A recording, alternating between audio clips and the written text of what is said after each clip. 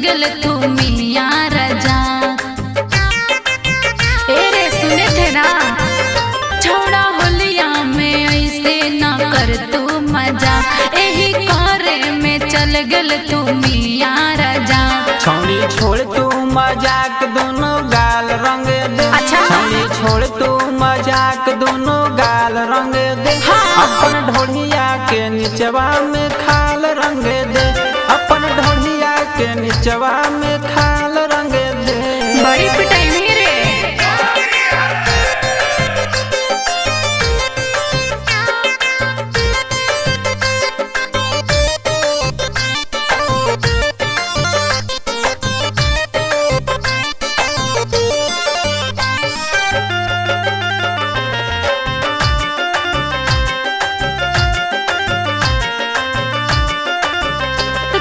करबे तू हमरा से बात रे, रंग डाले के नए हो औकात रे।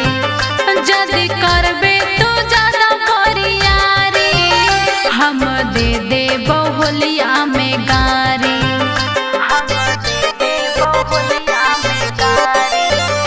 कथी करबे तू हमरा से बात रे, रंग डाले के नए हो औकात रे।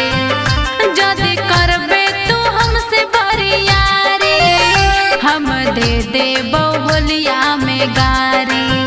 छौड़ी गाली मजाक छोड़ बाल रंग दे। अच्छा। छौड़ी गाली मजाक छोड़ बाल रंग दे। हाँ। अपन ढोढ़िया के निचवा में खाल रंग दे। अपन ढोढ़िया के निचवा में खाल रंग दे। बड़ी पिटाई मेरे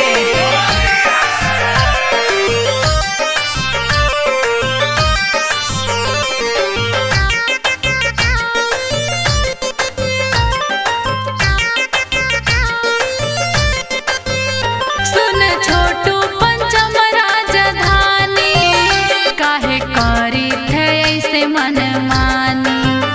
लगे हे खौ खराब तोर दिनवा, मन जो ना अनामिका के कहनवा।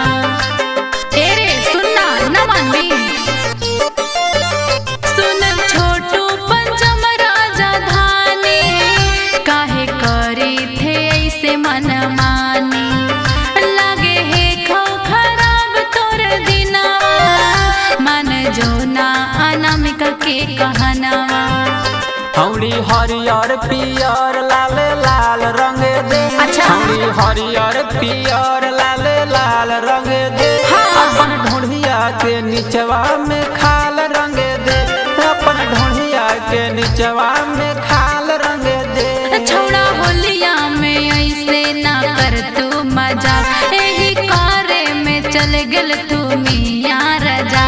छौड़ी छोड़ तू मजाक दोनों गाल रंग दे। छौड़ी छोड़ तू मजाक दोनों गाल रंग दे।